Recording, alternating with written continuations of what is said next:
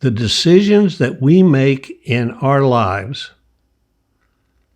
as teenagers and everywhere along the way influences what happens to you later on. One decision I made as a teenager was I was going to be like my dad. I was going to be able to handle the tough part. You know, you can knock me down, but you're not going to keep me down.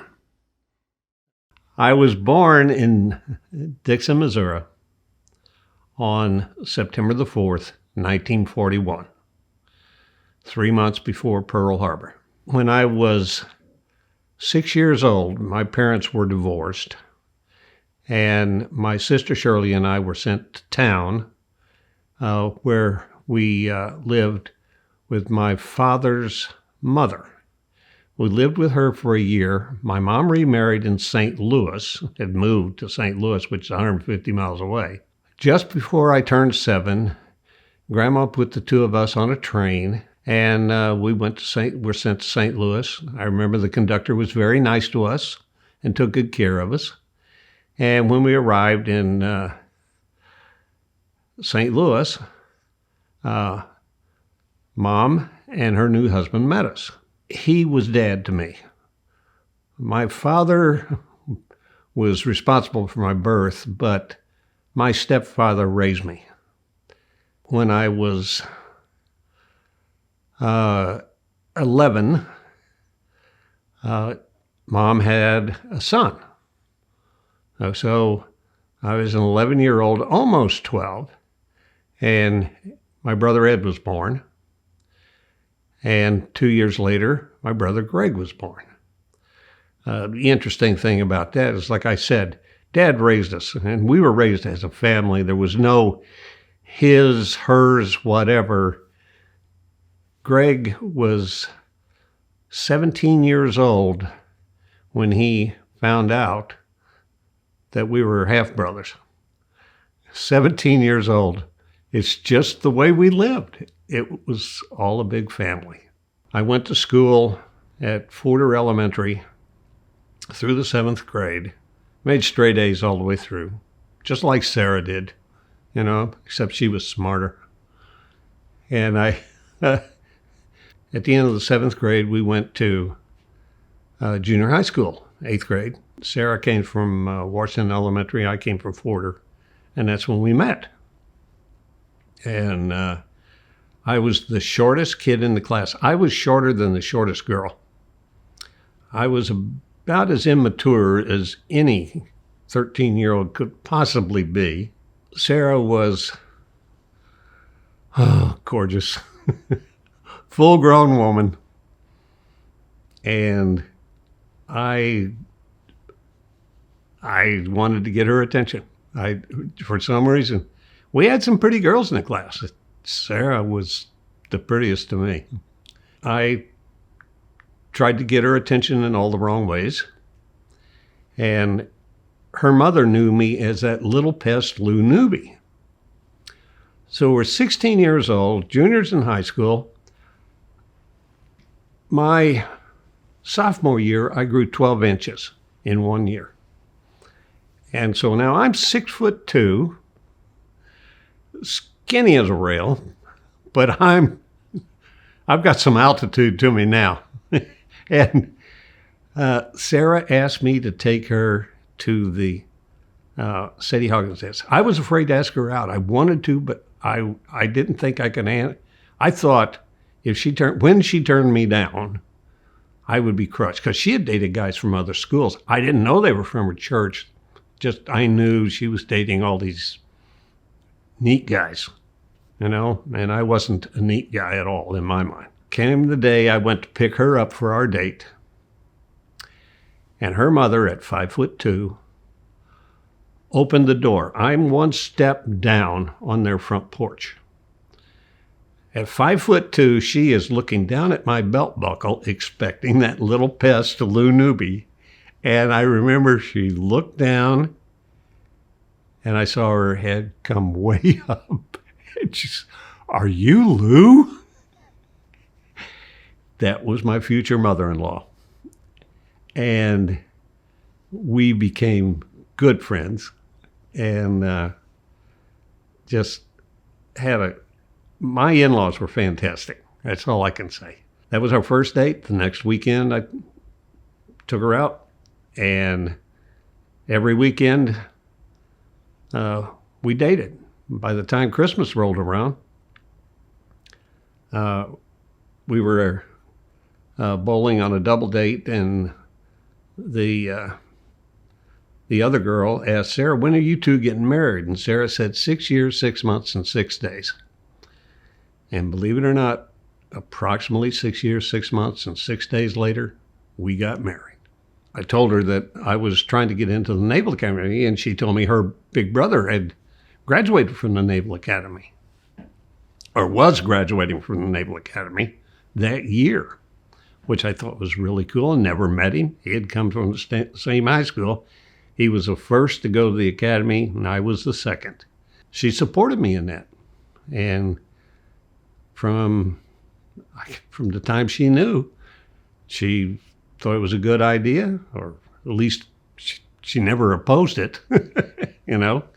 When I was 12 or 13 years old, we were getting a lot of World War II movies. And my two heroes were my dad and John Wayne. And John Wayne wasn't quite as big a hero as my dad, but John Wayne did a movie called The Flying Leathernecks. And he did other movies with naval aviation, carrier aviation during World War II. And in The Flying Leathernecks, he was flying the F-4U Corsair, which is a really neat airplane. And I decided that's what I wanted to do. Probably 13, just before I was 13, I made up my mind that's what I wanted to do. And Dad and I were coming back from fishing in the car, and we talk about anything and everything. He said, "Do you have any idea what you want to do when you grow up?" And I said, "I want to be a Navy pilot." He said, "Seriously?" And I said, "That's what I want to be. I've seen the movies of those guys flying a Corsair. I want to fly Navy airplanes." Dad says, "Well, if you're going to do that, you got to go to the Naval Academy." So when school came around, Dad took me to school. We talked to Mr. Kennedy. Mr. Kennedy said, "I'll get you the information you need." He did. And from then on, the requirements were 2 years of high school foreign language, 4 years of math, 4 years of English, 4 years of science. A pretty heavy curriculum, you know. So that's what I did. My senior year, I had applied for an appointment from our senator. I had to take the SAT test and compete with 300 other guys for the appointment, and I came in second, and I didn't get the appointment that year. So I wrote to Senator Symington and said, "I still want to go. I'm going to go to St. Louis College of Pharmacy and see if I can improve my scores on the SATs." And I had a full-time job during the summer. I quit that and went part-time jobs in the fall. Went a semester of college, ran out of money. Then I took on 3 part-time jobs and built up my money and made sure I had plenty of money to buy an engagement ring. That year, I got the appointment. We got engaged that May. And then in July, I left for the Naval Academy, and I was sworn in on July the 5th, 1960. There were ups and downs there. I had an altercation with a first-classman that could have gotten me thrown out of the academy, but his roommate said it was his fault, and even though I threw the first punch, he had alluded, he wanted to see a picture of my fiance, and then he told me it looked like a hooker he knew in Baltimore. And I was shoved out, meaning sitting with your back against the wall and no chair under you. And I came up and I hit him. His roommate weighed probably almost as much as the two of us. He came out and broke up the fight. Not before we broke each other's nose and put a few scars on. And then Mr. Johnson, his roommate, took us down to sick bay and got us patched up. And wanted to know what went on. And Johnson says, they were playing rugby. Which he shouldn't have done, but he did. And the corpsman just said, right, and fixed us up and sent us on our way. And I didn't have to have any more to do with Nick Skirpan after that. Johnson said, you're not coming around to our room anymore. I made pretty darn good grades until I played varsity squash. Yeah. How did you get into varsity squash? Okay. I played varsity squash because I couldn't get on the basketball team. And the reason I couldn't get on the basketball team was I hadn't gone there on an athletic scholarship. I didn't know they had athletic scholarships, or I would have tried to get one. But I'm on the practice court, and there's about 100 of us on one end of the court and 30 guys down at the other end of the court. And we've got one coach, and they've got 4 or 5 down there. And we're running through drills and everything. And when it was my turn to sit on the bench, I'm sitting on the bench. And this little short, gray-headed guy wearing a white polo shirt and white shorts and white socks and white tennis shoes, white hair, puts his hand on my shoulder and he said, son, you're never going to make this team. Why not, sir? Said, because those boys down there came here on a scholarship. They're not going to take anybody off this end of the court. It doesn't make any difference how good you guys are. He said, you have fast reflexes. I like the way you move. I can teach you how to squash and you can get a varsity letter. And I probably thought about it for about 10 seconds, and I stood up and walked away from the basketball team, and he took me next door to where the squash courts were, put a ball in my hand and racket in my hand, walked in there with a ball, and he said, now let me show you how this is done. I was number 1 on the squash ladder, best player on the team.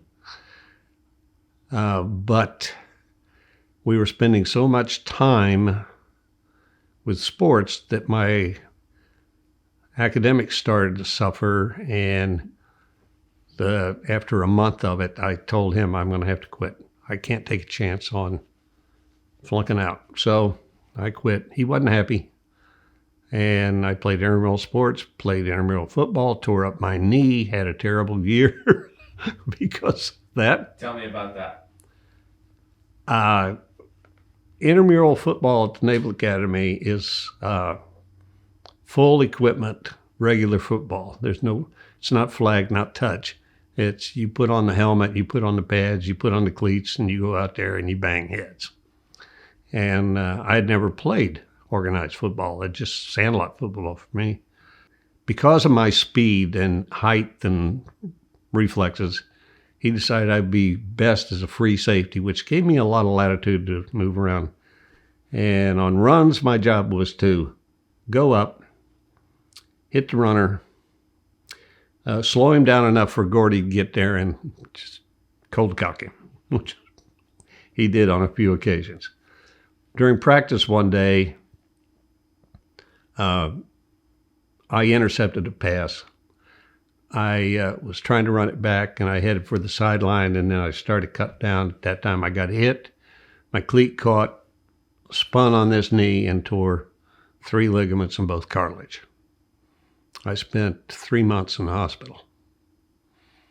And the surgeon said, before the surgery, Dr. Steele told me that I can repair your knee and you can be back playing football in a month. But you want to fly.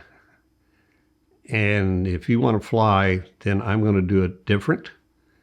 And you're going to be in here for 3 months, and your rehab is going to be agonizingly slow. But at the end of those 3 months, I'll write you a waiver to let you go into aviation. So 3 months later, I got out of the hospital. And at that time, Sara had moved up there to Annapolis, and she was teaching in Glen Burnie High School, which is outside of Baltimore, close. It's 20 miles away. And she wasn't happy with me because in high school, I had torn my right ankle before the Christmas dances our senior year. And here I am, senior year in college. Now I've got my left knee in a cast when they let me out of the hospital. And it's Christmas time, and she is not happy with me at all. An older friend, sort of just, he's, I don't know, in his 40s, with kids, liked to play squash, friend of the coach, come in, and I would always play with him. The other guys didn't like playing, and I liked playing with them. We'd play a few games together, and he invited us out to his house. Well, we were out to his house one day, and Sara says, listen, I'm going to go somewhere over, and she takes off in the car. Your grandmother, all right? 1964, she's 23, right? She comes back and she says, guess what? I said, what? She said, it'll do 120. And I said, what? She said, well, this guy from the University of Maryland pulled up alongside of me and started flirting with me. And I told him to go away, and he ignored me. And they were on US 5, which is 4 lanes divided. Said, so I floored it. And when I passed 100, he dropped back.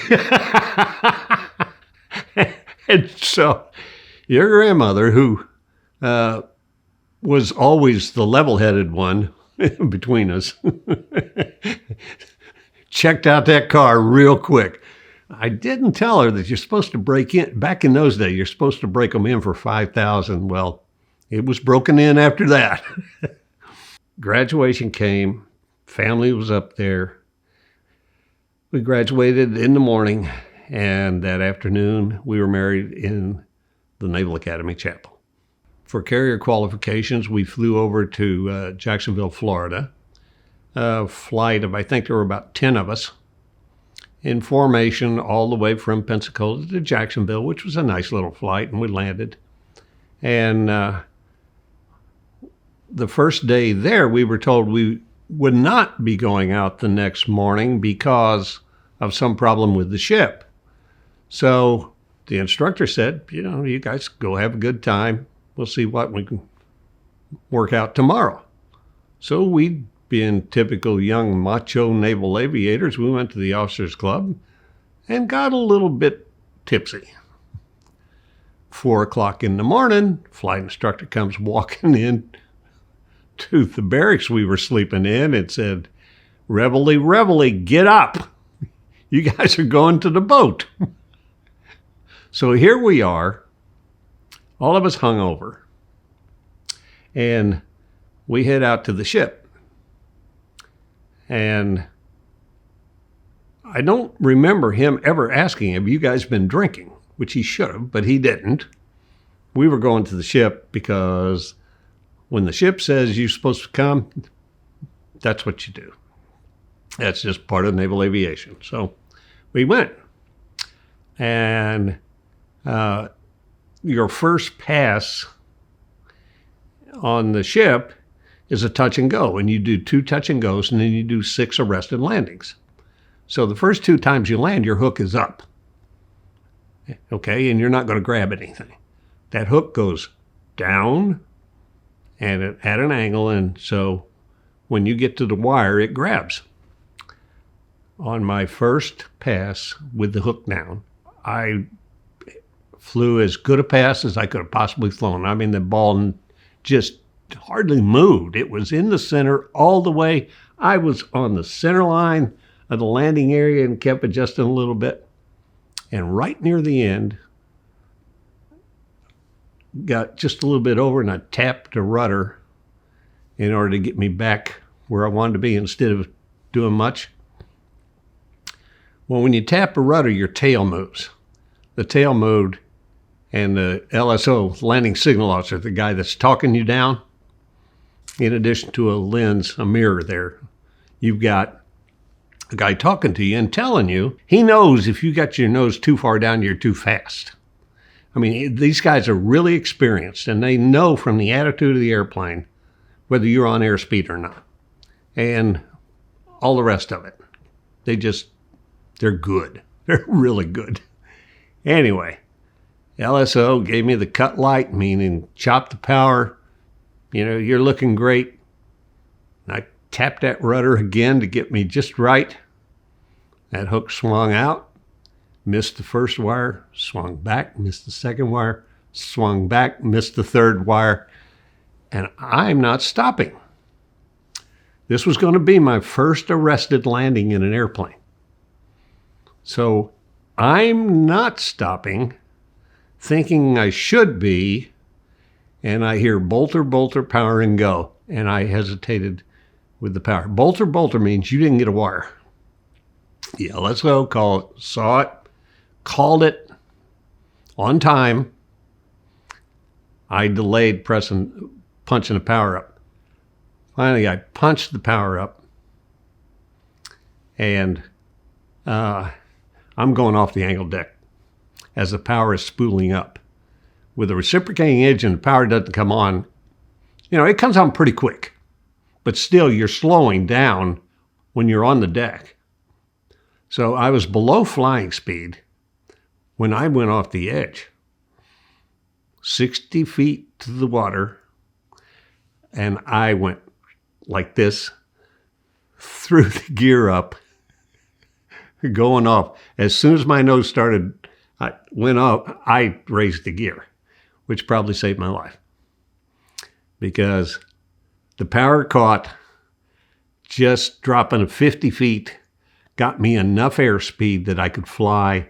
I leveled off right over the top of the water and then slowly climbed up. And the LSO called me and said, "You okay?" "Yes, sir, I'm fine."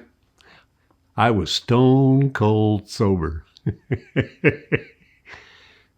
Climbed out, went 300 feet, went downwind, which is my turn. I turned, got in the line with all the other airplanes, made my 6 arrested landings, got an A for the course, and I was sent to advanced training in Corpus Christi. Once I got through the initial part of ground school, I started my first flight. And my flight is, got assigned a flight instructor, and he was the guy that was going to get me through that part of basic flight school. Okay? He prepared me for my first flight. We went out, and you sit front to back in that airplane, not side by side. You're front to back. It has one engine, one propeller, and 2 sets of controls.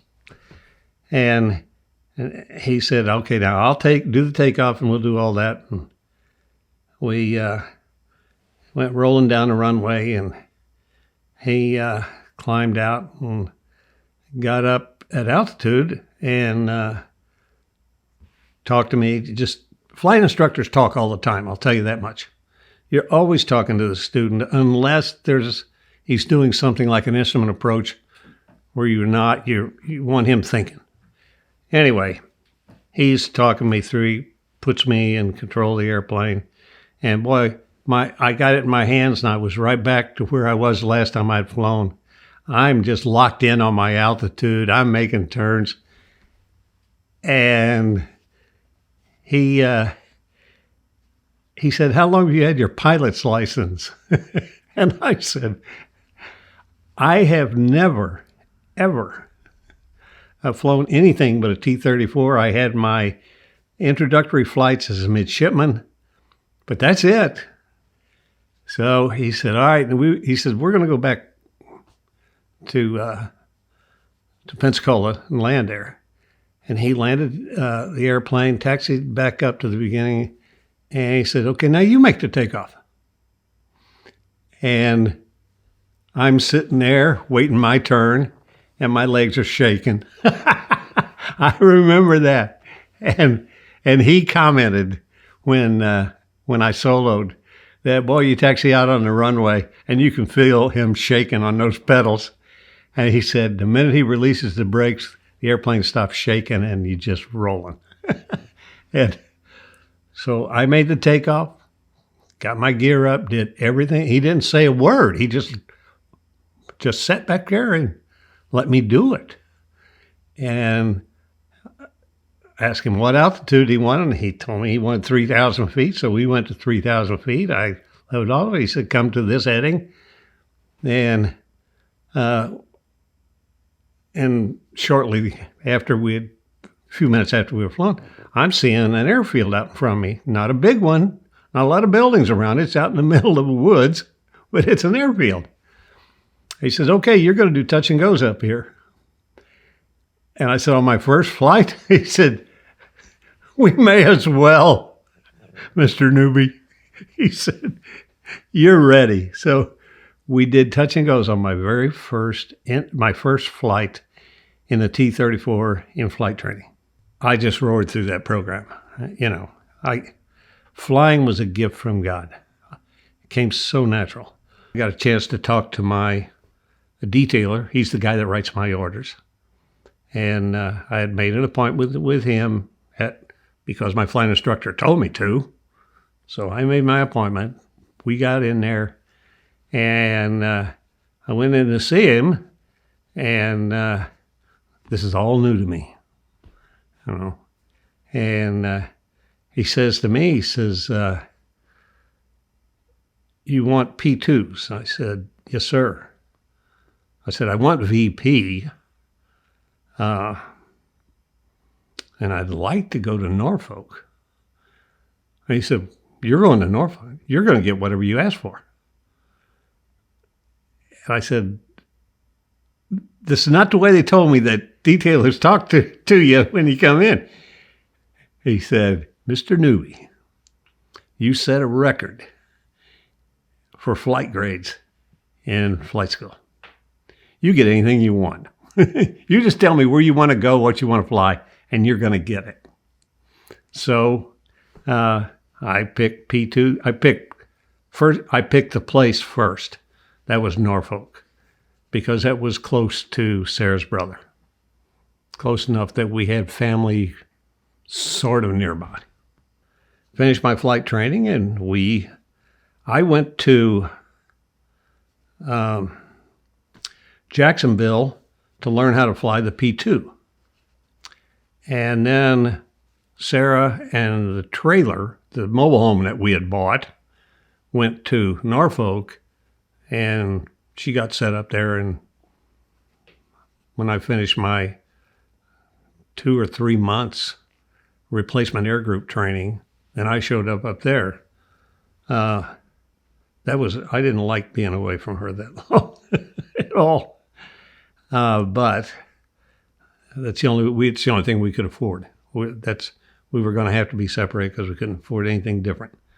I finished training and joined her up there. She was, let's see. Yeah, she was pregnant.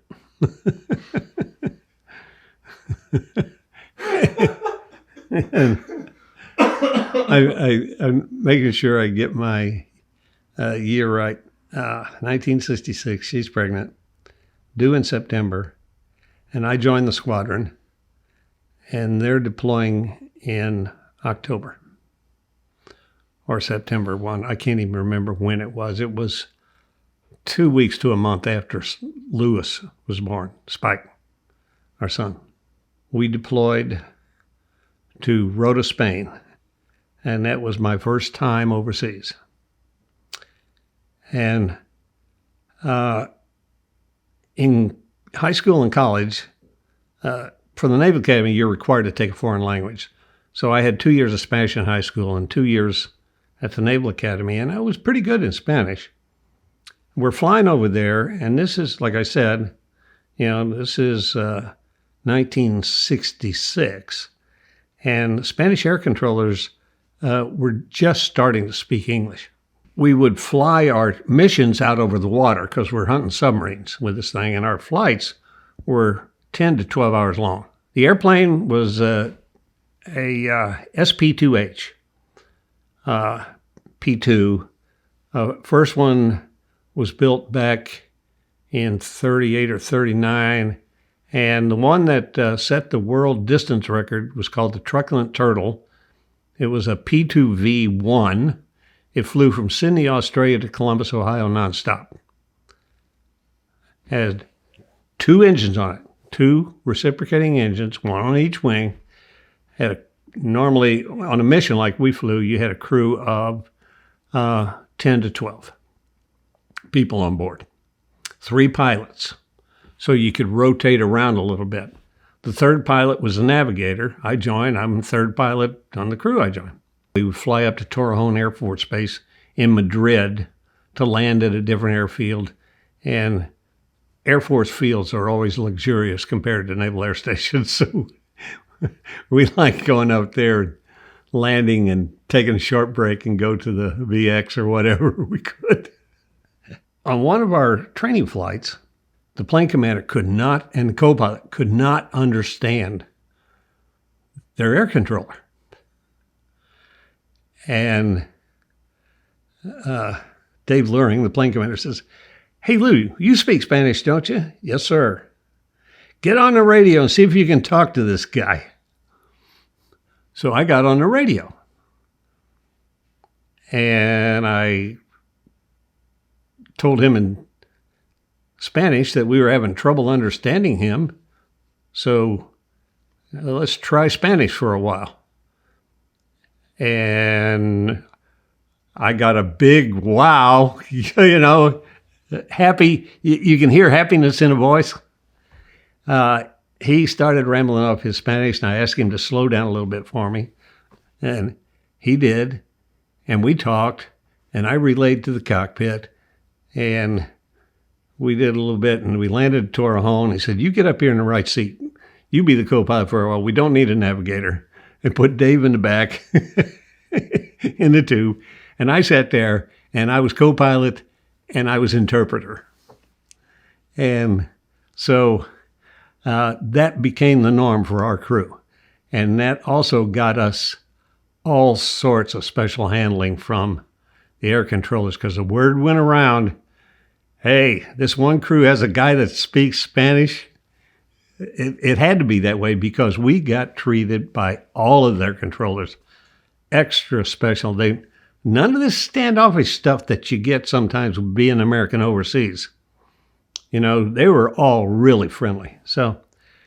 And then we found out we're going to transition to the P3 aircraft, and that means the entire squadron is going to move from Norfolk to Patuxent River, Maryland, 100 miles north. Families have to move. Everything in the air squadron has to move. We have to go into a new hangar, and we have to learn to fly a new airplane. And so, at the appropriate time, decided by the Navy, we made the transition. Sara and I decided we were going to sell the trailer because it was not a good idea. It was a bad investment. It was a bad expenditure. It was a bad idea. And we moved into base housing when we got up to Patuxent River in Lexington Park, Maryland, which is the town outside the Naval Air Station. Then I had to go back down to Jacksonville, and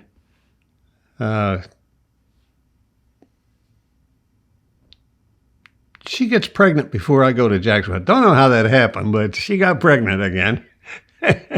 She wasn't supposed to get pregnant. We fell prey to an old wives' tale that when a woman's breastfeeding a baby, she can't get pregnant. Don't you believe it?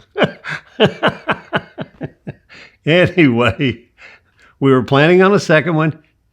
Laura, your mother, came just a little bit sooner than we expected.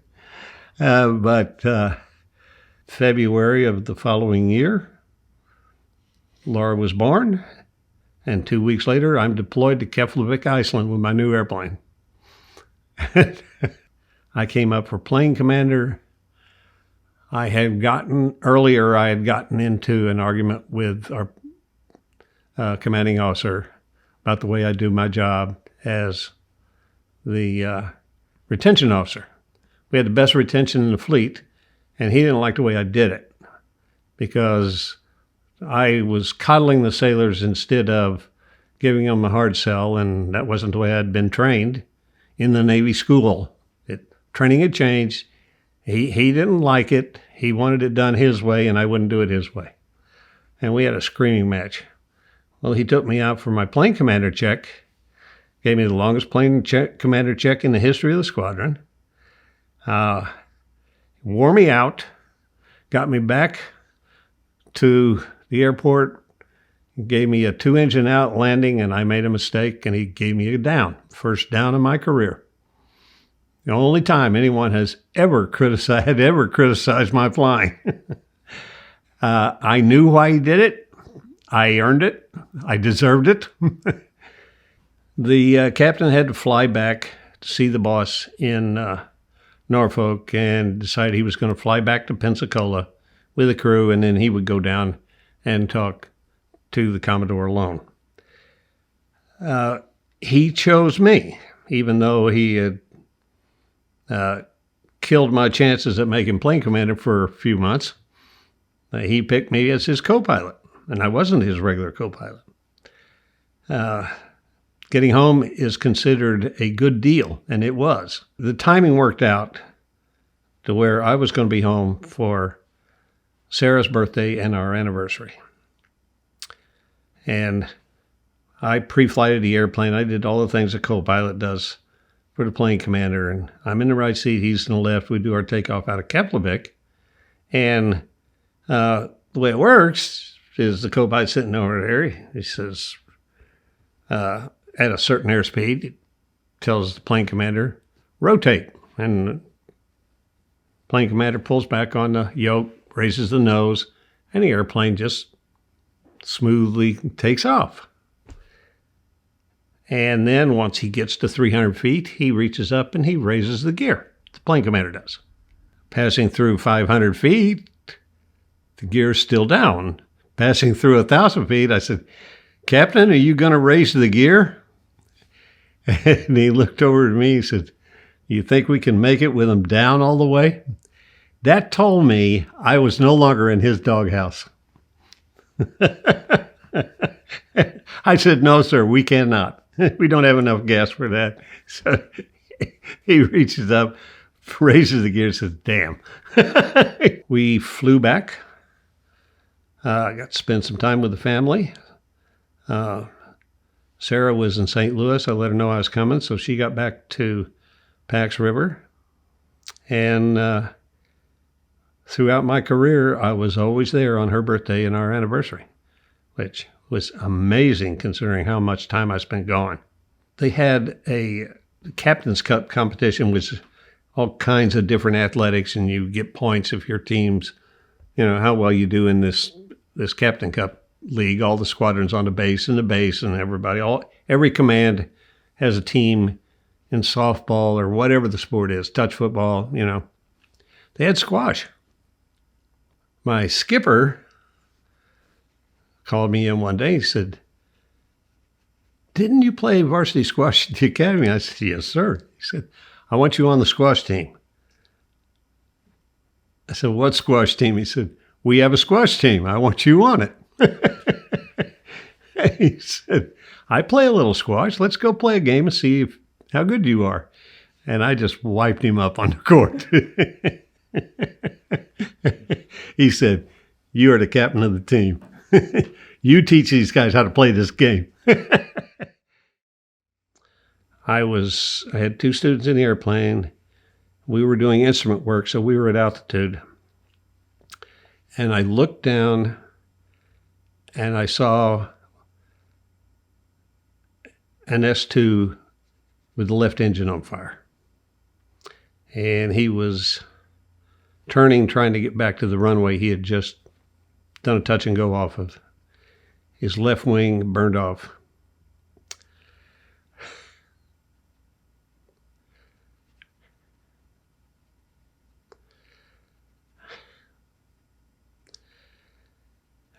and they crashed. And we lost an instructor and 2 students. And I went to the funeral because that is expected. I found out after I got home, Sara had had a dream that night. And she described her dream, and it was what I saw. So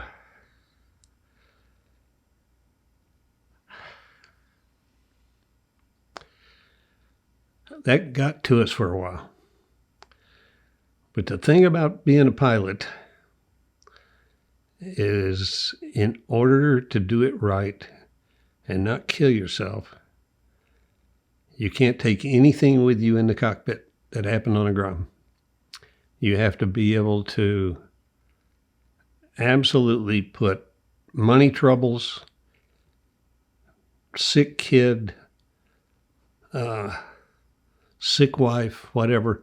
You have to put that out of your mind and not take it into the air with you, because if you take it in the air, you're going to get distracted and you're going to do something you shouldn't do. And that can be very, very dangerous. And I didn't understand how that worked until I listened to a Navy psychiatrist give a presentation much later in my career. It's called Sex and the Naval Aviator. It didn't have anything to do with sex, but it was to get your attention, and it all had to do with the psychology of pilots. What I didn't know was something like 80% of Navy pilots were firstborn. I was firstborn. Compartmentalization is what allows you to concentrate when you're in the air. You have a fight with your wife at breakfast.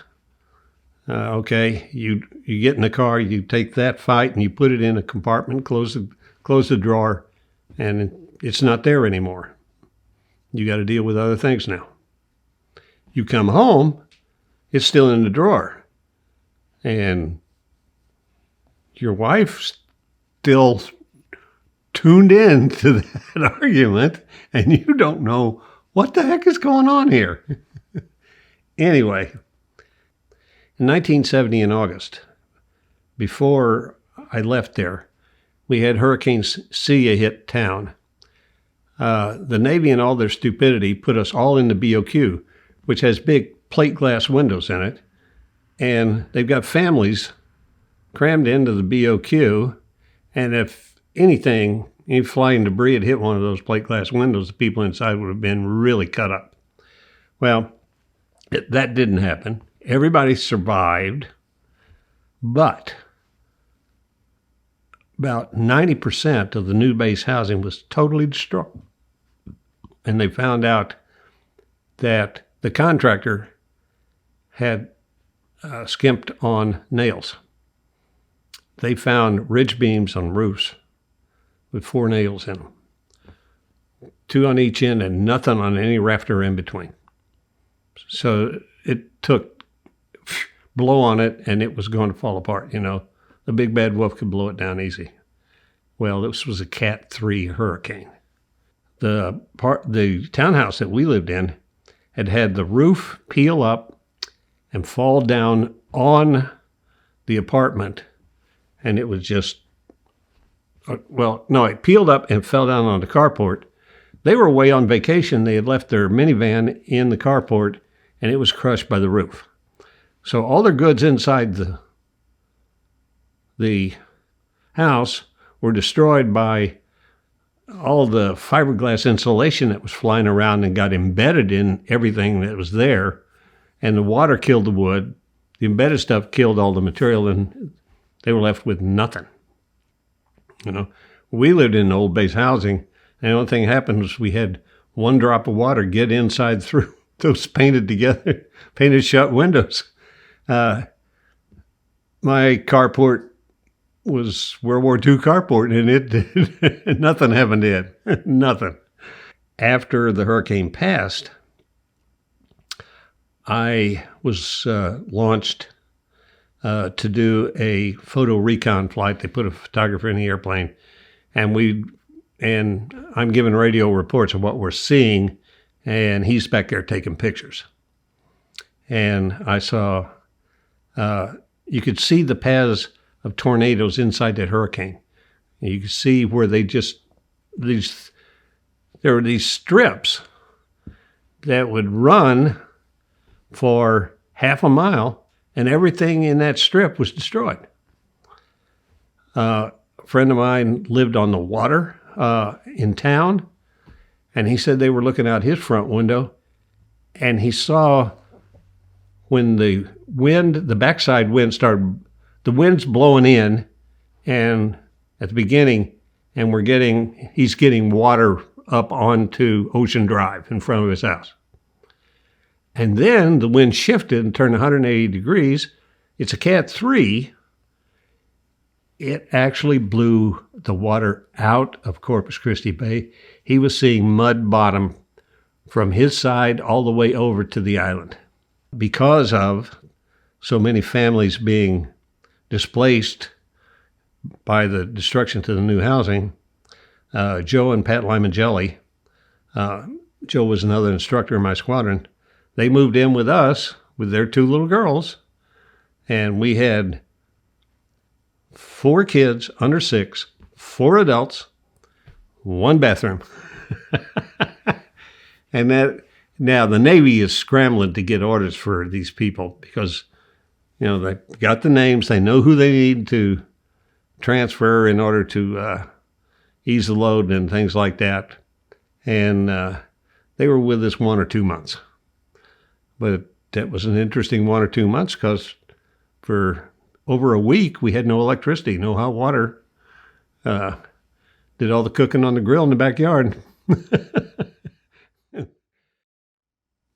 At the end of that tour, I got orders to the USS America as a hangar deck officer. I was a lieutenant. Now, that's a hangar deck officer on an aircraft carrier is an interesting job. We had a big fleet exercise that we were engaged in over there, and it lasted for 54 hours. And we were pushing hard to make sure that any airplane that came down got spotted right and back up, and it's wartime exercise. That's what it is, okay? It's not the same as wartime, but it was an exercise. And I stayed up for the whole thing. I worked the deck the entire time. Did a good bit of sitting in hangar deck control, which is where we keep track of where all the airplanes are on the hangar bay. But I stayed up for 54 hours. And by then, my men were accustomed to me, and they looked out for me. And the chiefs kept telling me that I needed to go get some sleep, and I kept saying, "Nah, hang in here. We'll see this through." After we spotted the last airplane, the exercise is over. The airplanes come down to the hangar bay, and you put them in their maintenance spots. And once they're all in spots, then everybody goes to bed. I fell asleep on a stool with my head on the Ouija board, that's a big table with a graph of a picture of the hangar bay, and you have little airplanes that you move into those spots, and that's how you keep track of where everything is. I fell asleep. So what they did was they put a bunch of foul weather jackets down on the deck underneath the Ouija board, got me down on those jackets, put a blanket over me, and posted a watch on both hatches coming into that space, and said, "Okay, guys," the first guy said, "We're going to leave you here for 2 hours. We'll have a relief for you." They set up a watch schedule, and they just just took care of it, and until I woke up, and looked around, and I'm in a locked space by myself.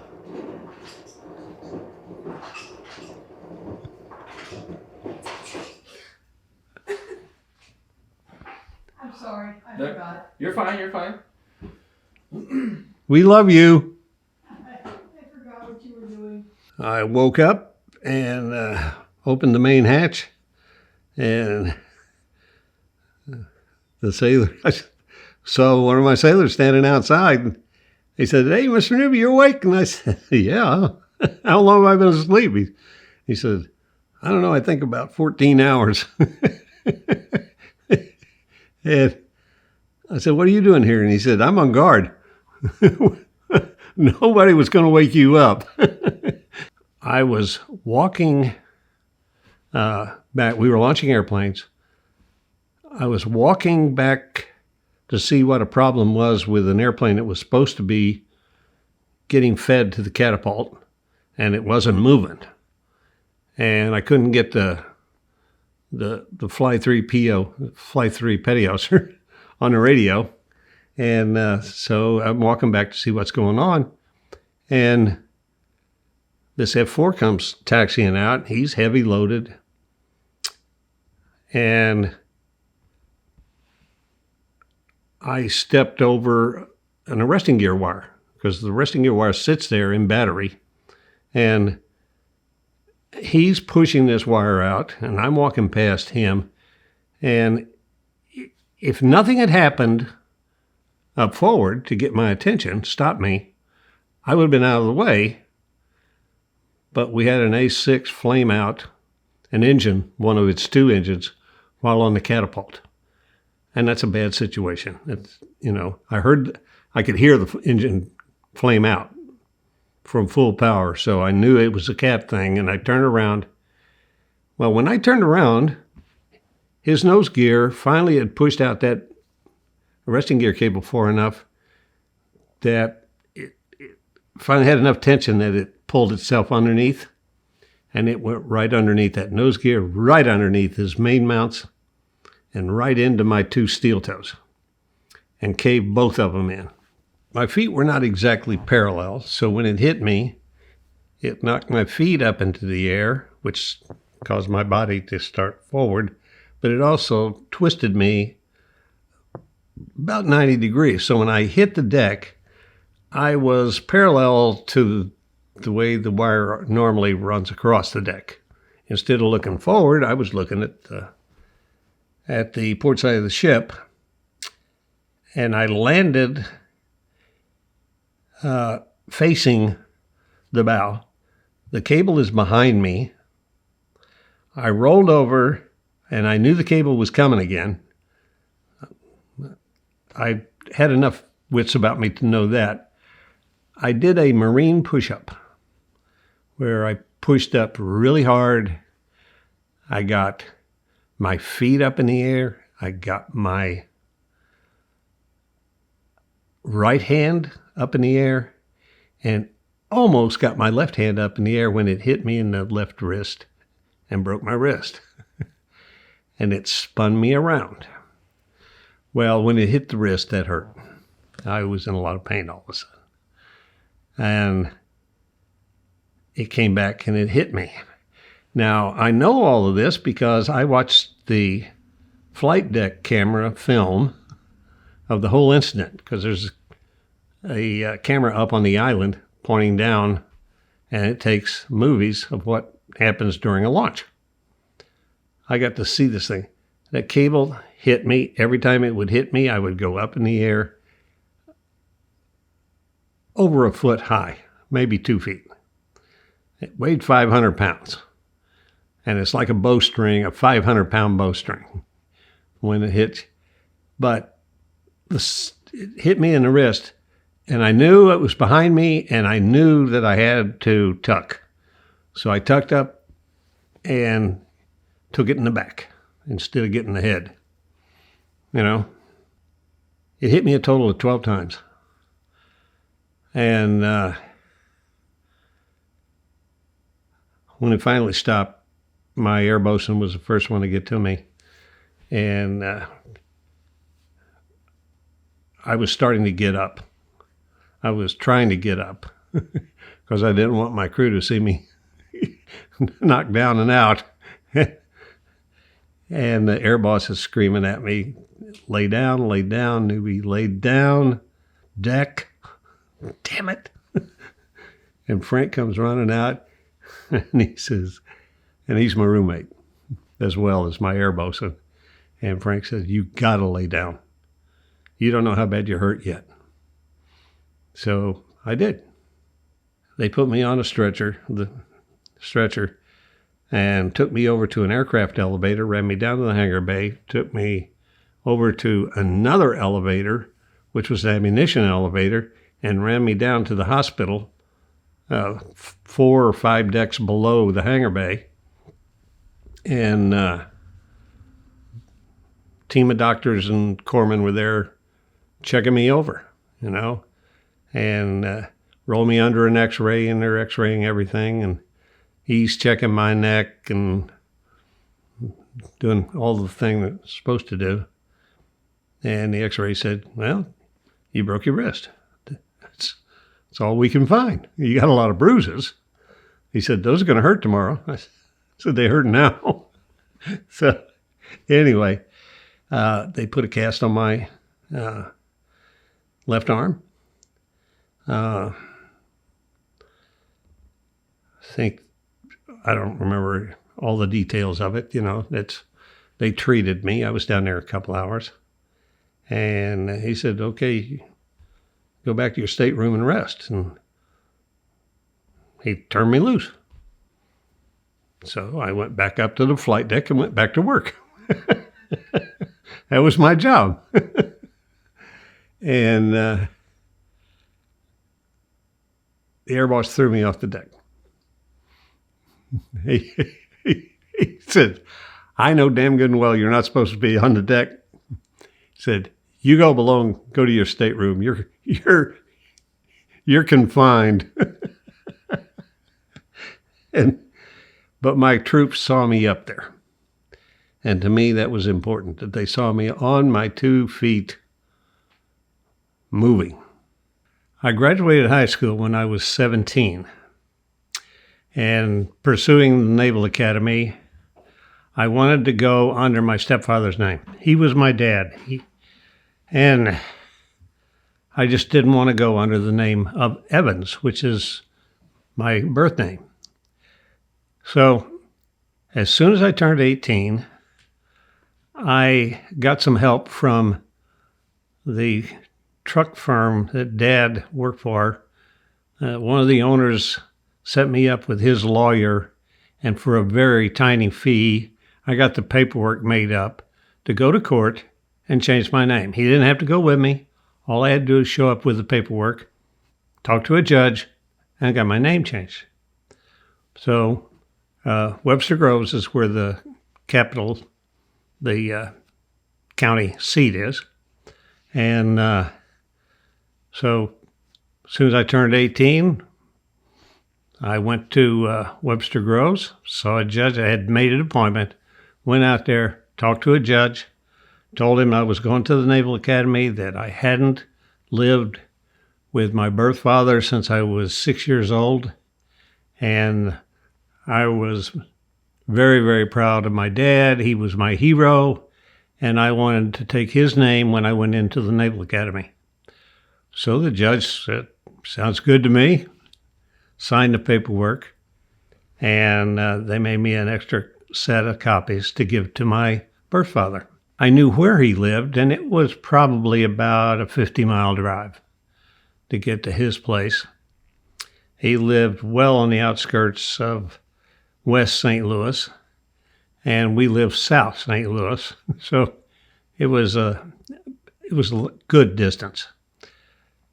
I drove to the house. He was a truck driver.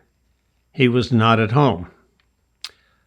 So this little house, and I'm there, and I saw, if I remember correctly, 3 young kids playing in this dusty yard, and his wife with a youngster on her hip.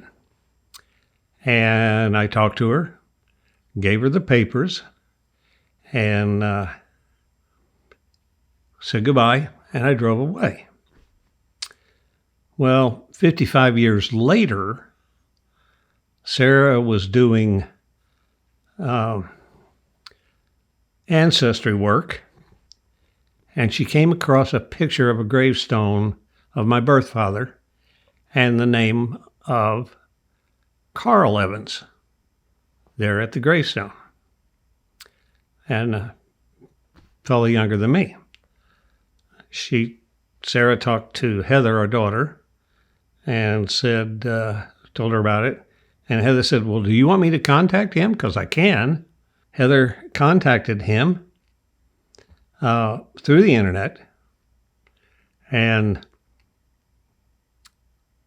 he gave her his email address. She gave it to me, and I sent him an email right away. And after about 2 weeks of this, we were on the phone talking to each other. And then 55 years after I saw him on his mother's hip, we drove to St. Louis, and I met Carl and Carol and Mona, the two girls.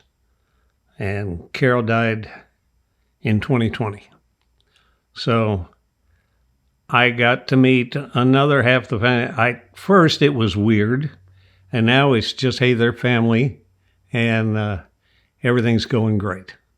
So that was a very interesting offshoot. Carl had looked for 20 years to find me and my sister, but she was married. She had a different last name. I'd changed my name, and he couldn't find us.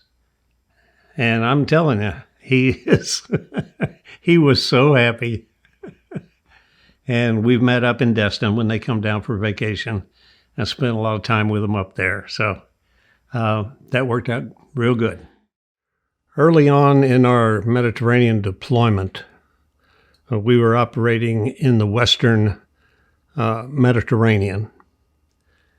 This was in August of 71. And my boss called me into his office. We weren't operating. We were just cruising around doing something, whatever the ship was doing. I don't remember much about what was going on right at those moments, because he called me in, told me I needed to go talk to the chaplain.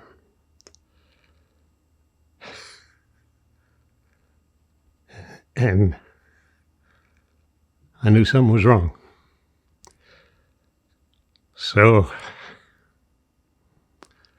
I went down to the chaplain's office, knew him well, really nice fella. He told me my dad had died. That's 2 weeks before I turned 30. So he said, now we can get you on an airplane and get you up to Madrid, which is where Torrejon Air Force Base is, and I could hop a MAC flight from Torrejon to the east coast of the United States and get to Norfolk, which is where Sara was. The chaplain went through the Red Cross, and they sent a telegram to Sara telling her that I would be coming home. Couldn't talk to her, couldn't call her, none of that stuff. We had no phones, no cell phones or anything like that back in those days. So the ship flew me into the airport off the ship on a helicopter and dropped me off on the tarmac there. And somebody met me and took me to the commercial airline that operated out of there. And they had a flight. I had to wait about an hour, I think, was all I had to wait. They flew me into Madrid. Torrejon Air Force Base is a joint use base. And I had, like I told you, when I was flying P-2s, I'd been in there. I had worked that base. I knew the base. I knew where the Air Force and all that stuff was. So we got there. I went to Air Force Operations, showed them my emergency leave papers, and that meant I had first priority on any flight that had a seat available. If an admiral was booked on that flight to go back, with my papers, I could bump him. Got on the flight, and there was a general on the flight. Pretty soon after I got there, they had a C-141 come through. And it was had the row of side seats. They're canvas sling seats. I don't know if you know what those, and they have seat belts. And there was a general and his aide were on there. And on the flight, I was invited up to the cockpit to talk to the air crew. And the guy said, "Hey, look, we can get a ham operator to call your wife. What's your phone number?" So they set up a ham operator back in the States close and called Sara and told them what was going on and kept her informed. So the Air Force did my communicating for me, and we landed in Dover Air Force Base, and they had another flight that they were holding so I could just go from the 141 to the next flight, and jump on that, and then we'd leave. So getting to Norfolk, and Sara knew, hey, I'm going to be down there in an hour and a half. Once I got home, I had to get over the trauma of how it was affecting me before I got back to the States, because now, once I hit the ground, Sara, the kids, my mom, my brothers, my sister, everybody, they don't need me breaking down on them. And that was tough. Dad had died on a golf course, playing around with my Uncle Merle. He and I had played that same course. I knew exactly where he died because Merle described it to me. And that was tough. We were scheduled for another Mediterranean deployment, but we had a change of command. And Captain Russell got relieved by Captain, I don't remember his name. All I remember is he was the Chief of Naval Operations, Admiral Zumwaltz, fair-haired boy. And in order for him to get promoted to Admiral, he needed a deep draft command. And usually to get a carrier, you get command of something like an oiler or a cargo ship or something like that to get as an aviator, to get your sea legs back and really get you understanding how ships truly operate. And then they put you on a big carrier, which is much bigger task for the commanding officer. Well, the fair-haired boy got the America, but he needed a combat medal, so they changed the deployment for the ship from the Mediterranean to Vietnam. The problem was that the ship's outfitting for the Mediterranean is a peacetime outfitting. Vietnam was a wartime outfitting, and from my perspective, one of the biggest parts of that is how much non-skid and how much non-skid primer you have stored below decks so that you can redo your decks when they get worn thin and airplanes are sliding around on your flight deck or your hangar bay. We had a peacetime outfit of non-skid, and halfway through the deployment, I had bare steel decks back in the landing area. The trip over was fairly uneventful. For some reason, South Africa crossed my name off the list of people that were allowed to fly in, and so I didn't get into South Africa, but that was okay. I got into Singapore on the way to the Philippines, and then we hit the Philippines, and we had a few days to load up supplies, and then we headed off to the Tonkin Gulf, Yankee Station, which is the northernmost aircraft carrier station in the South China Sea. It's called Yankee Station, and the other one was X-ray station, or whatever they were. We had 3 carriers along the coast of Vietnam, and you would rotate when you were over there, which is usually for a year. You would rotate between those 3 stations. If you were on Yankee Station, that was where you were doing the heavy bombing into North Vietnam. We would normally work a 60-day line period where we'd be launching and recovering for 60 days straight. And then we would go into the Philippines for a week of R&R, and then we go back, do the southern station, and then work your way up. When you came off Yankee Station, you came inside.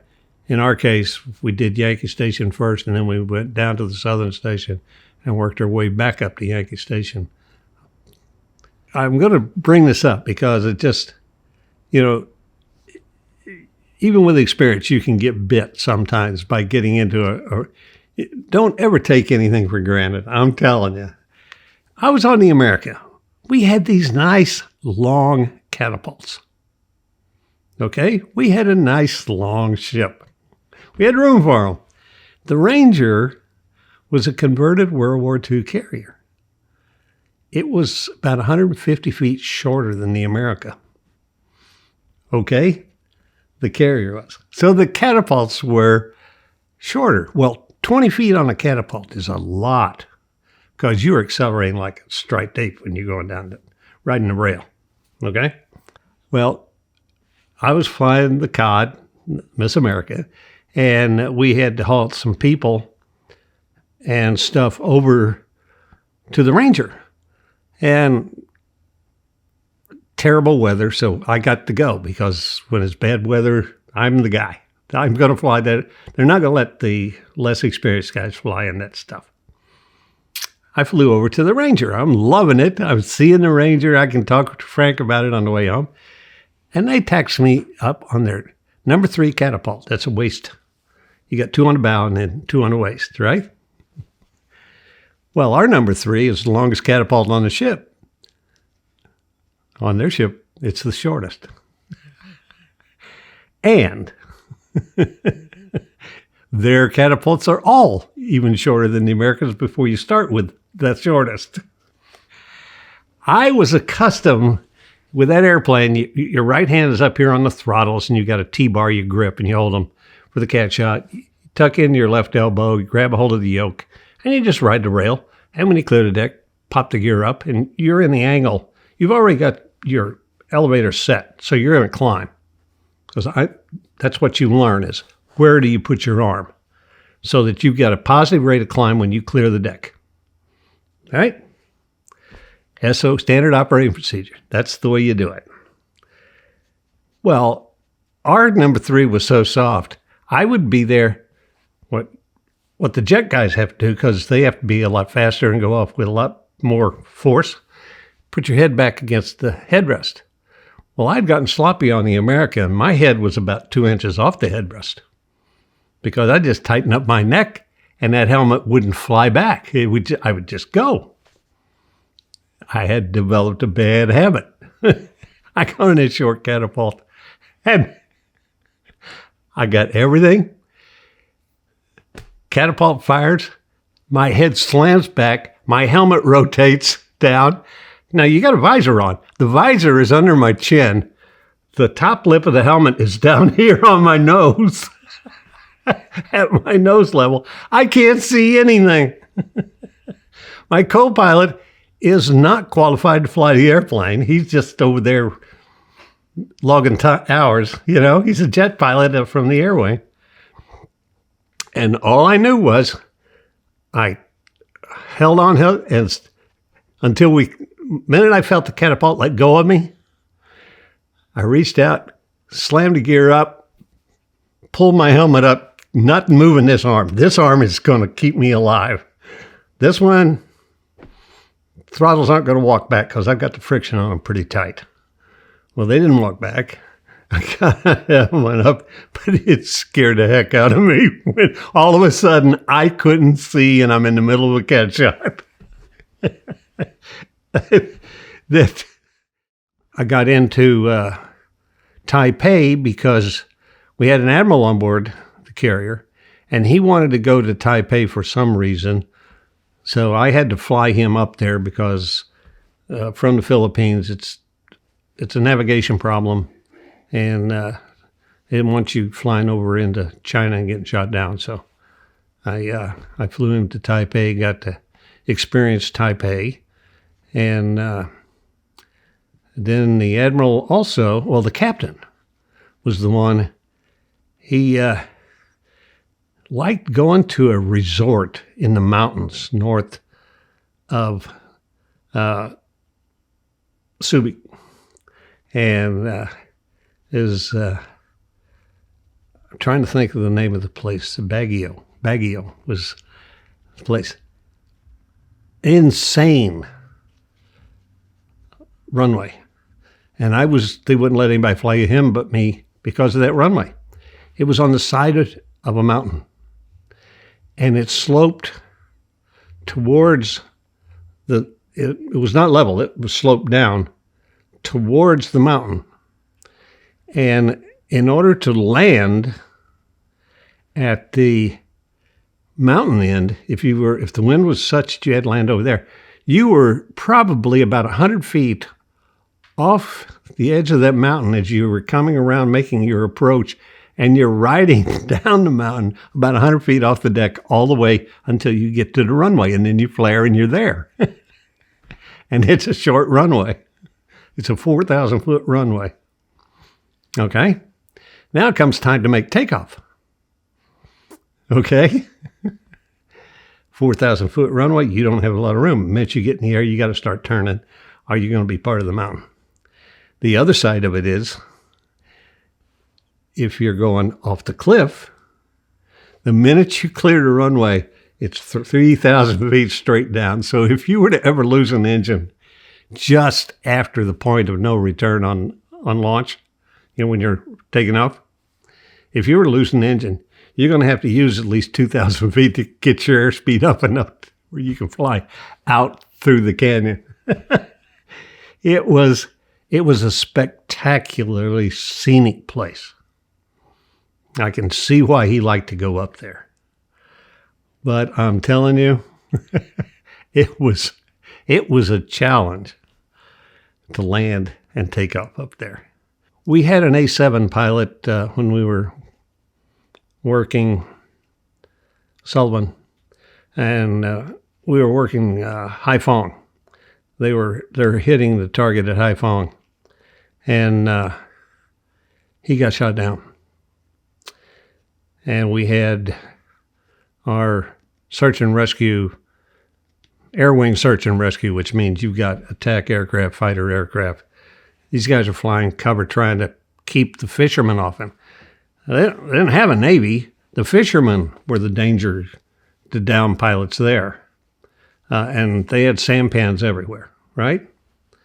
Anyway, these guys kept the sampans off him for several hours, and eventually one of them got to him, and they pulled him out of the water and shot him as soon as they got him out of the water. We had another A7 pilot, and I can't remember his name, that got shot down at night by a SAM. Everybody knew he was dead.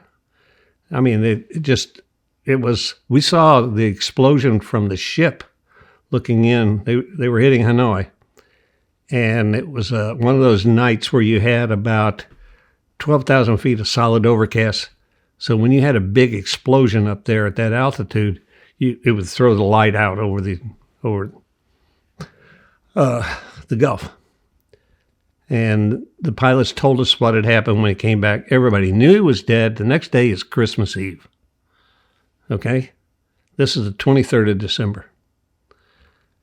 Well, Christmas Eve, the North Vietnamese put on one of their propaganda shows with POWs. And lo and behold, here is our 5'2" A7 pilot looking hale and hearty on their film. And after the war, I ran into him, and he explained to me that he saw the SAM coming. He was in a tight turn. He saw the SAM coming, knew he couldn't avoid it, so he ejected. And he ejected.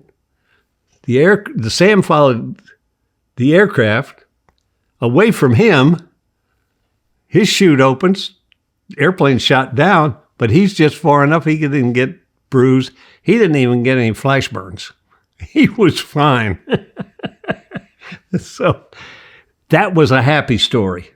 That was, boy, I'm telling you, the ship was just totally, overjoyed. Everybody, he was one of those guys that a lot of people knew, and they, and it was just made everybody happy. An interesting thing happened around Christmas time over there, in that I received a postcard from my detailer. And the postcard essentially said, your application for postgraduate school has been approved. Please submit your application. So, and in the postcard it said I was going to be sent there for a master's in aeronautical engineering. I didn't get that when Grandma told me that. So, Okay, now I get it.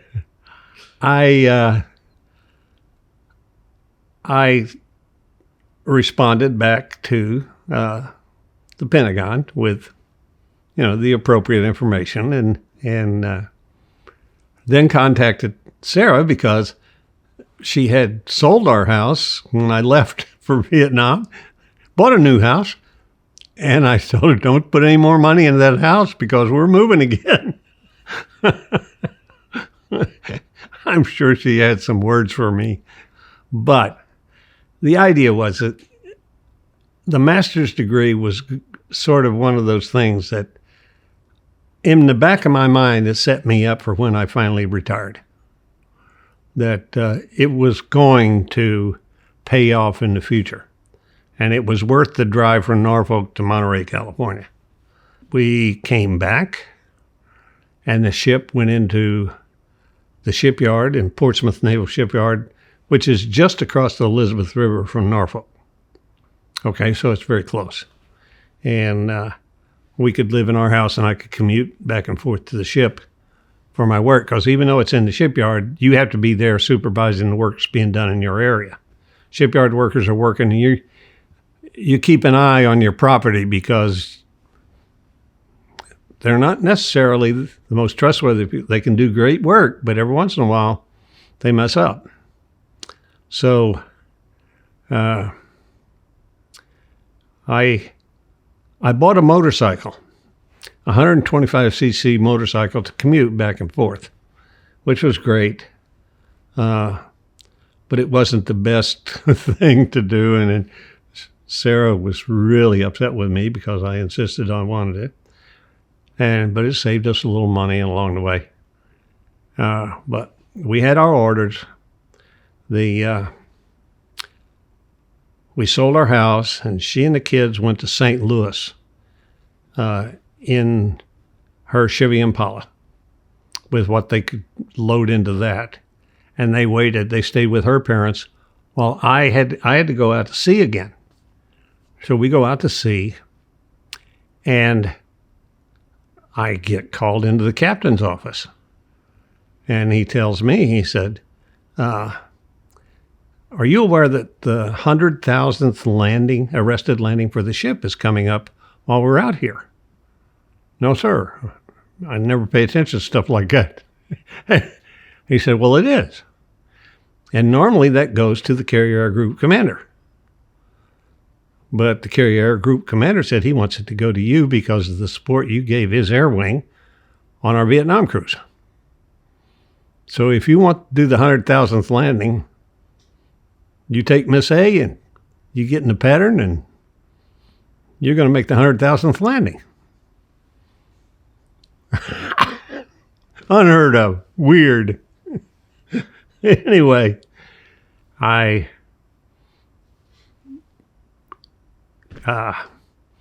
notified the crew that we were going flying and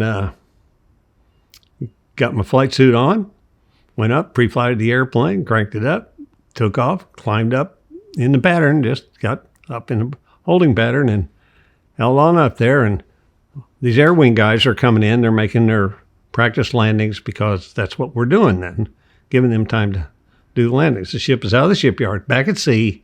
Now you got to do the fleet buildups again, right? So they're doing their thing. And then I hear, okay, the aircraft pattern is closed. Miss A, you're cleared to land. So I dropped down 300 feet, came downwind, made my arrested landing, taxied over out of the way, folded my wings, flight was over. CAG came in and made number 2. He made the second landing on that. And then came up and congratulated me. And it was just an interesting thing. They made a big cake for the 100,000th landing. And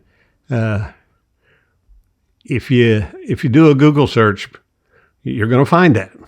You know, some of the stuff I did in the Navy, you will find with a Google search, and that's one of them. When we went back in port after that, then I checked off the ship, loaded my motorcycle in the back of my Volkswagen Squareback. Had a little manipulating with the handlebars and this, that to make it fit, but I had a huge B4 bag full of clothes in the passenger seat. Every inch of that car was loaded down. I had a Foot Locker in there too.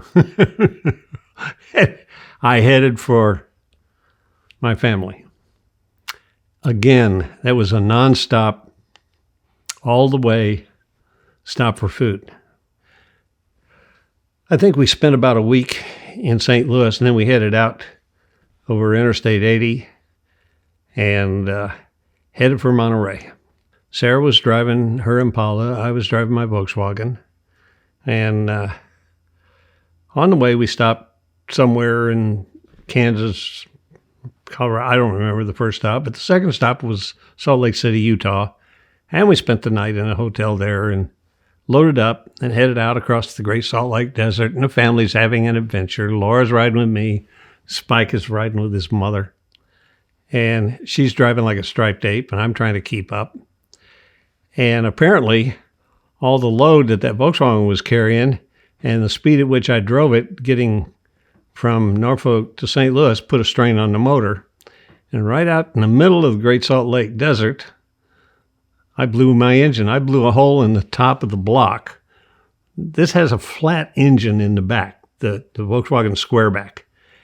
Is rear engine, and it's flat. And it has a panel just sort of like you have in your trunk now where you keep a spare under that flat. Well, that was where my engine was. And I mean, it blew. And I'm flashing my lights like crazy before my battery runs out. And Sarah's, she goes up, she turns around, she comes back, gets to us. I pulled stuff out of the back end, including my motorcycle, to get to the engine. And I've got a hole in the top of the block that big. I mean, I got a hole. That is a blown engine. So I'm in the middle of the desert. I have to get it to Monterey. There's no way I'm going to leave it there or anything. So we drive back into Salt Lake City. I pick up a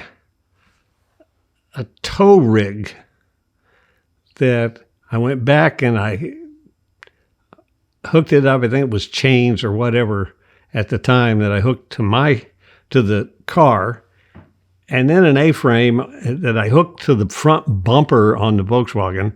And let me tell you, when you hook something like that and you pull the front bumper on those old Volkswagens and that flimsy metal, they twist. We hooked it up, and we headed for Monterey, and we got there, and then we had to figure out how we were going to pay to get it fixed once we were there. But fortunately, I had my motorcycle, so I could ride to work. The college situation there is you have a set of orders. They tell you, go to Monterey, California, earn a master's degree. And that's it. So you're out there. There is this Navy college operated by civilians with a few military officers in administration. But, you know, we have these PhD professors, and it was considered to be the third best aeronautical engineering school in the country, behind Stanford and some college on the East Coast. And it might have been Tufts, Tufts, Tufts up in New York, I think. Anyway, you know, it had a very difficult curriculum, but the accreditation was, solid gold. And you couldn't ask for a better location. The campus was an old resort hotel that back in the 20s and 30s, the Hollywood stars would come up the coast and vacation up there. It was that kind of a place. They had peacocks on the ground that were, when the Navy acquired the land, part of the agreement was the Navy would maintain the peacock herd. And they lived on the ground. They would get up. Peacocks are loud, noisy. And boy, when they get up off on a roof and they decide they're going to fly, you hear them. Okay? It's something else. But the administration building was the old hotel. And then they had a computer building that they had built soon, a little while before I got there, but computers were brand new. So this was all new stuff. But the college is paid for. I got my normal pay. As long as I went up to the airport and flew my hours, I drew flight pay, which I did religiously. It took 4 hours a month to maintain my flight pay, and that's what I did. So the Navy had a couple of aircraft at the airport so pilots could maintain their proficiency, And you go up there, you get checked out in the airplane, and you go fly your hours. It's a single-seat airplane, have fun, that kind of stuff. Fly around, sightseeing up and down the coast. In my first 3 months out there, I'd gone from eating 7,000 calories a day on the America to with walking 15 miles a day on a windy deck and fighting to maintain 167 pounds. That's 6'2". I had to eat all the time. Anytime I had a chance to stuff food in my face, I did.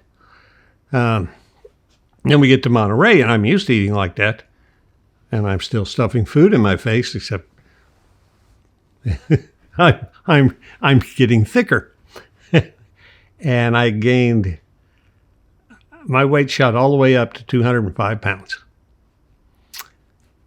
Okay. And because all I was doing was studying. That was it. The physical activity was gone. Physical activity was doing what the family needed. Other than that, I was studying. And my back, one day I was sitting in a chair, my recliner, and I got up out of it. And the way you lean forward and raise up, well, I leaned forward and started to raise up, and I had this shooting pain in my back, like somebody had hit me with a sledgehammer. And I dropped to the floor. And I'm in agony. I can't straighten up. I'm laying on my side there, trying to stop the pain, can't. Sara called medical. This 911 meant hospital, the Navy corpsman. You're in base housing. So they come rushing out and with an ambulance, come in, check me over. Said, we got to send you to, well, the doctors up there put me on painkillers and muscle relaxers and all this. And after a while, they're treating this as though it's a psychological problem as opposed to a physical problem. And I was really doped up. I've never been that dopey in my life. I mean, it just, was doing a number on me. And Sara was coming to visit me when she could. And one day she came in and she said, they're talking about medically retiring you. And she said, did they ever take an x-ray of you up here? I said, I don't remember. And she said, you got to get off those drugs. They're stopping you thinking, and you got to start thinking because I know you don't want them throwing you out of the Navy. So I started palming the drugs and keeping my hand when I was supposed to be taking them. I'd hide them in my hand and pretend to take them. And after a couple of days, I started thinking real clear. One night, I got out of bed. I'm all bent over. They only have one person on duty at night. Okay, on the ward up there. So I waited till I heard that person go in the next room, and I headed out of my room, and I got to the stairs, and I struggled down the stairs, and I went down to personnel, and I had my trusty little credit card with me. So I got to the door, and I opened the door into personnel, went in, and started reading my medical file. No x-rays.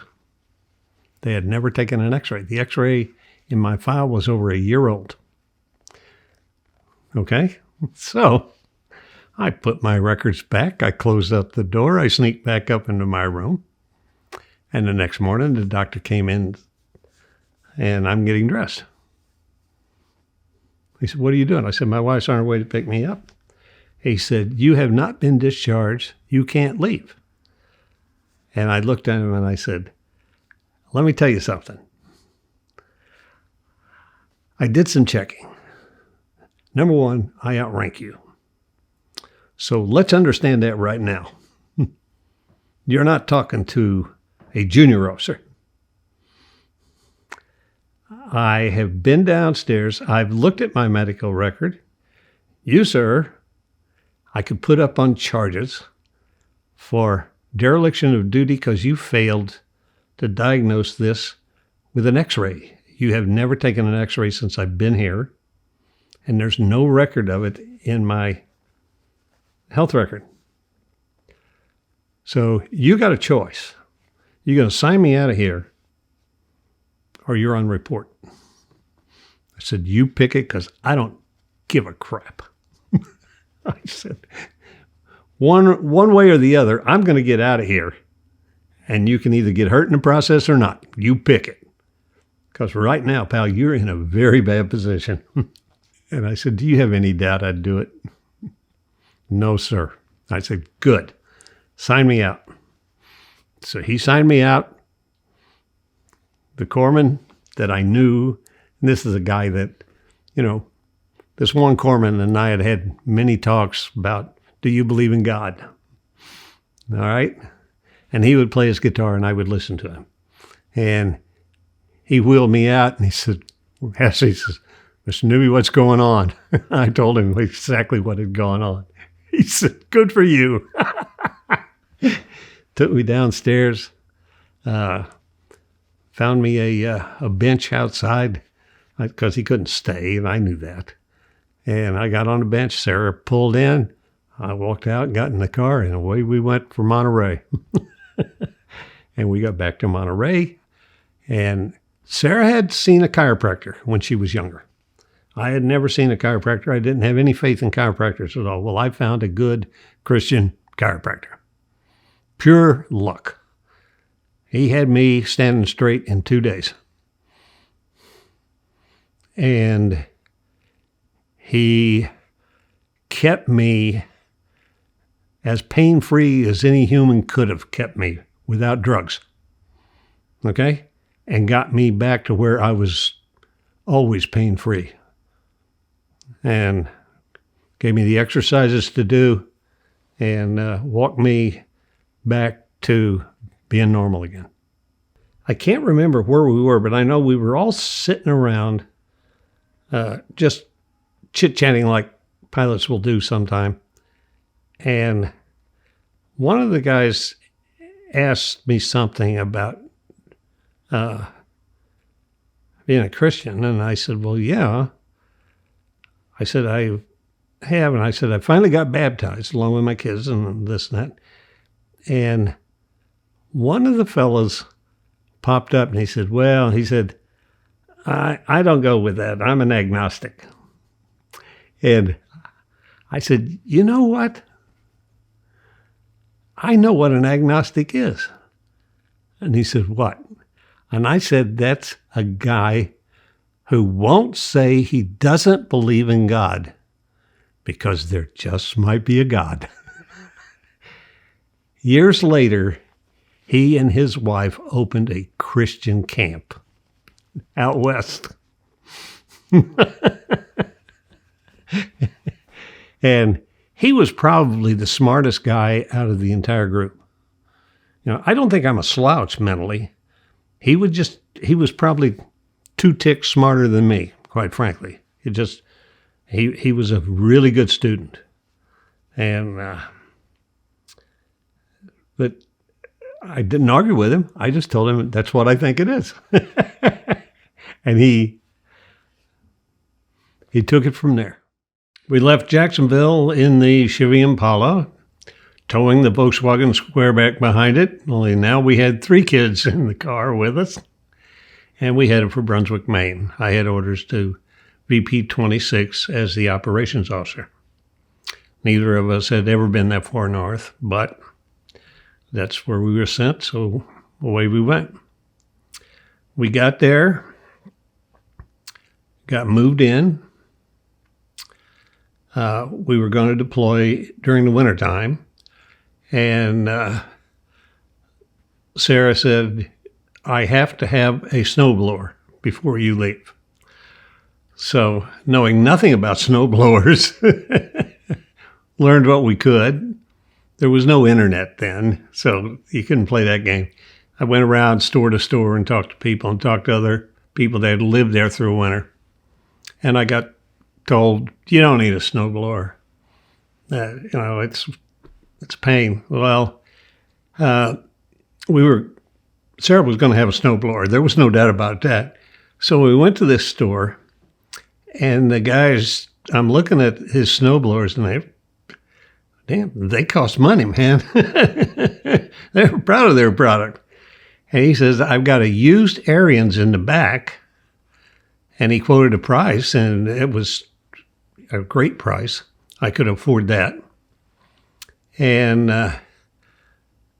I said, I've never heard of Ariens. And he said, well, you haven't lived in New England because everybody up here in New England, no, that's the best snowblower around.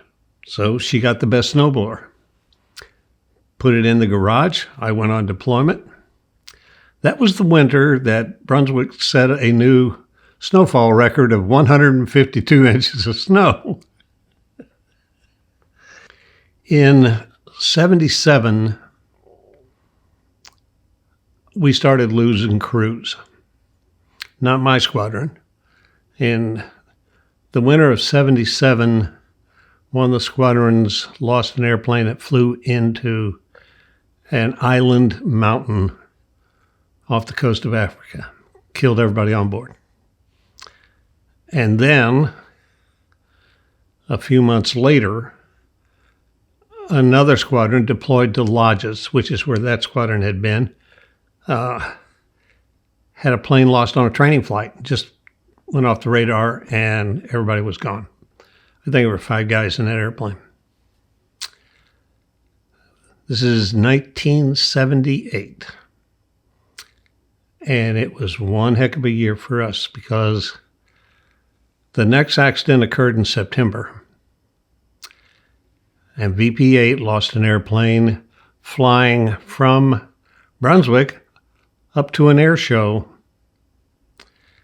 in Canada. When I'd gone through the RAG in Jacksonville, I had taken on a first tour pilot and mentored him.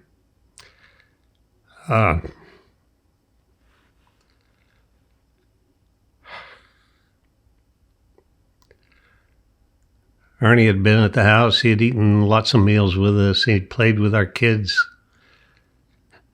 Young man in his 20s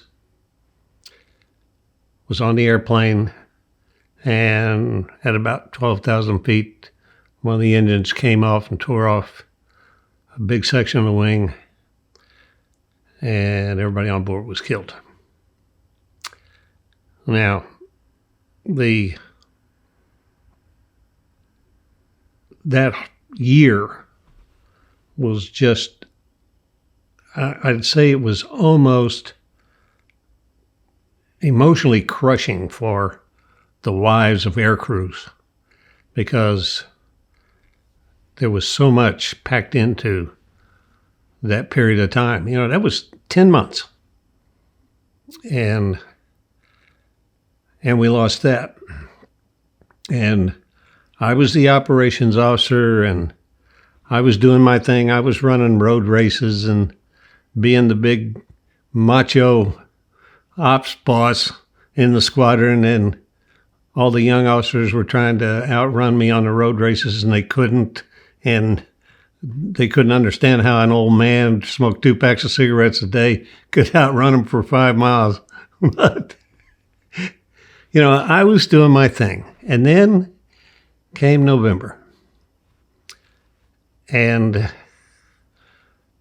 the promotion list came out for commander. And I was in the zone. That was my year to get promoted to commander.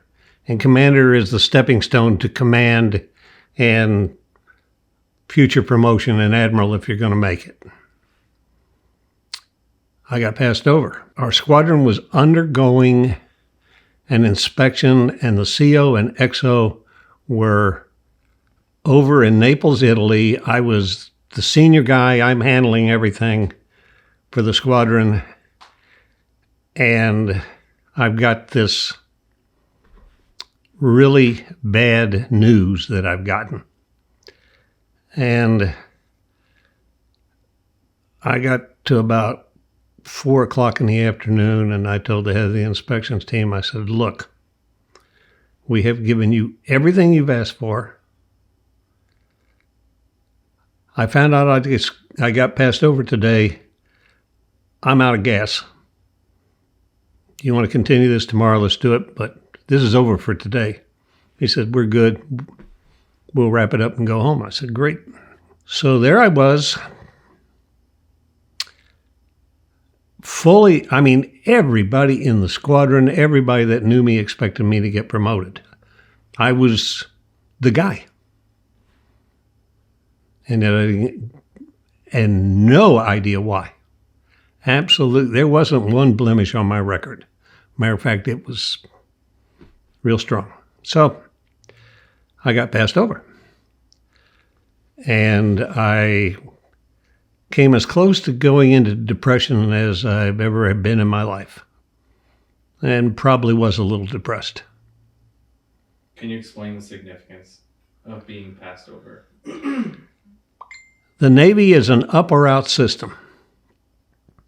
If you don't get promoted, you only have so many more years and you have to go out. As a lieutenant commander, I could have done a total of 20 years and retired as a lieutenant commander. But you get 3 tries at it. The first try, in our case, it was for our group that year, it was below 50% probability, or selection. Okay? 50% of eligible candidates, less than 50%, got promoted. Usually it was about 65%. It was a weird year. If you don't get promoted, like I said, you're not going to get command. You're not going to get captain. You're not going to get admiral. That's it. Your career's over. And that's pretty much it. Your career is over if you get passed over as a lieutenant commander. That was, everybody knew that. How old were you when this happened? Well, it was 78, so I was 37. Before I get into what happened after that, I'll say one thing. The decisions that we make in our lives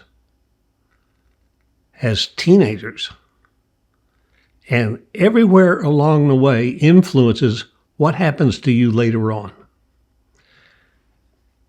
One decision I made as a teenager was I was going to be like my dad. I was going to be able to handle the tough part. You can knock me down, but you're not going to keep me down. Well, if I'd been a fighter pilot, their selection percentage that year was 85%. Okay? So, we lost a lot of guys in Vietnam, don't forget.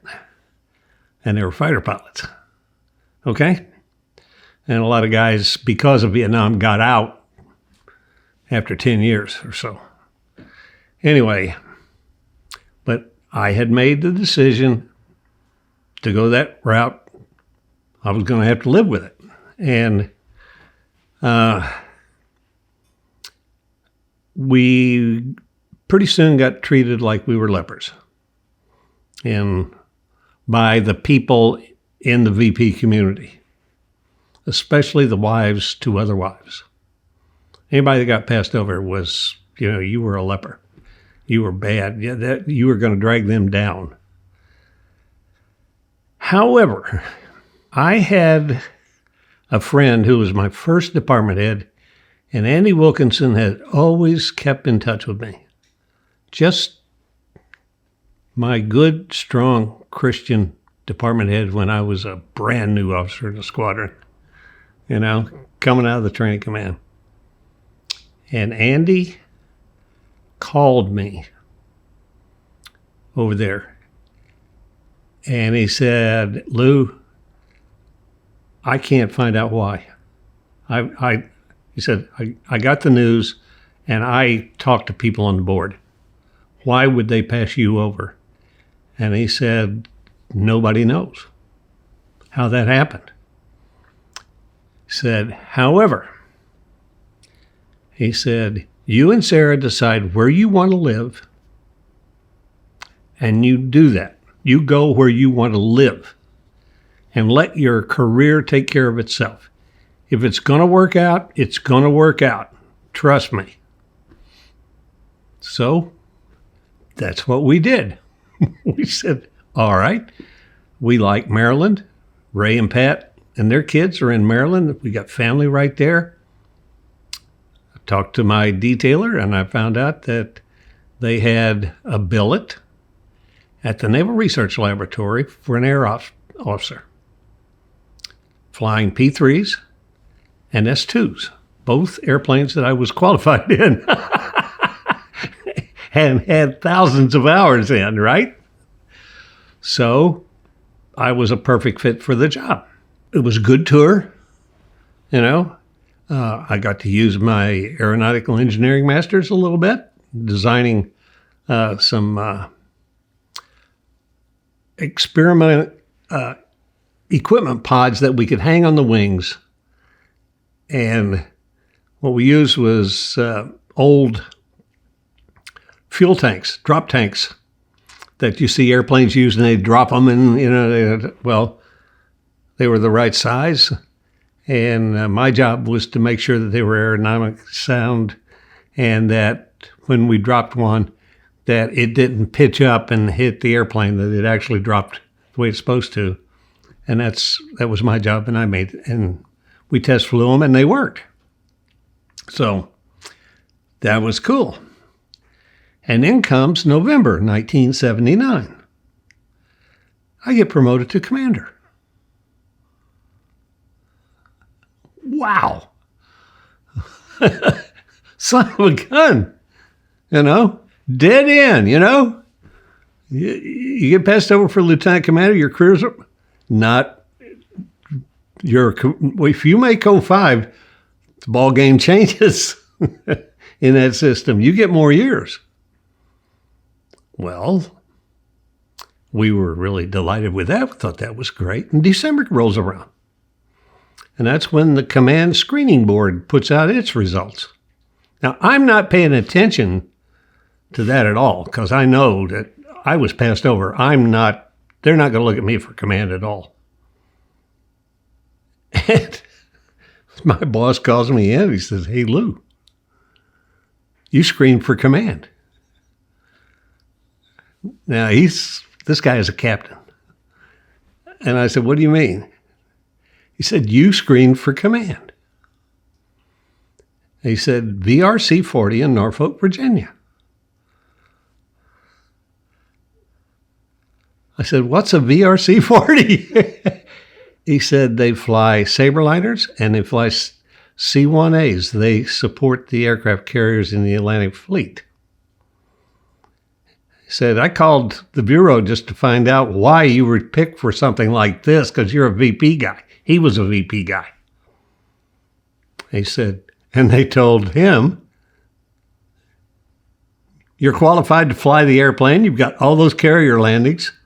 You're the first VP pilot to ever command a VRC squadron." So I could have turned it down, talked to Sara. We said, "No, we like Norfolk. Let's go down there and do it." So about 6 months before I was due to retire, I got 2 phone calls from ex-commanding officers of mine who are both now admirals working in the Bureau of Naval Personnel. And their message was exactly the same. Don't retire. You're going to make admiral. I'm on the board, on the promotion board. I've looked at the candidates. You're going to make admiral.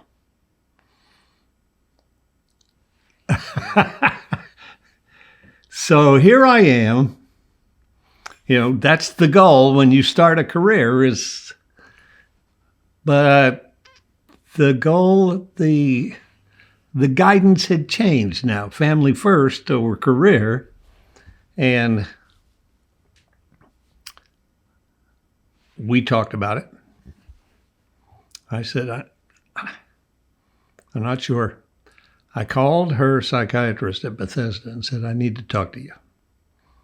And I went over to see him, and I'd been there with Sara before. So he knew I wasn't a ramrod up the butt captain, that he could talk straight with me. And I told him where I was. And I said, "If I make admiral, I know I'm going to be on a seagoing staff. Maybe in charge of it, but still I'm going to be on Hayes Gray and underway. I'm going to be at sea." And I'm not sure I want to do that to my wife. And he said, "I went through this a few years back." I said, "Another Navy captain had been selected for admiral, and he could have declined it. But I was treating his wife, and he came to me and said, 'What's going to happen if I go back to sea?' And he said, 'Your wife is going to be institutionalized.' He said, that guy asked me if I knew the name of a good institution. I didn't go that route. I called my 2 ex-COs back and said, as great as it sounds, I'm not going to stay. My family needs me out of the Navy, and I'm going." I got to teach every one of my grandkids how to fish. Every one. Ethan learned how to fish from me. Nick and Sam learned how to fish with me. When we were in St. Louis, we'd go down to the pond. They would come to town, and we would go down to the local ponds, and we would catch bass and bluegill and sunfish and stuff like that out of those little ponds, you know. And it gave me the opportunity to do projects with my grandkids. You and I working together gave me a chance to talk. You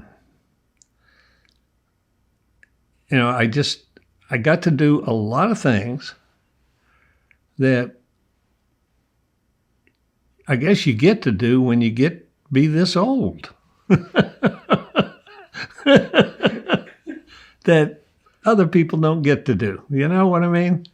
I find that being retired, you have a lot of time on your hands, and you look back, and I don't think it's that we're that much smarter than anybody else, but we listened to people who were smart. I couldn't have had the career I had without Sara.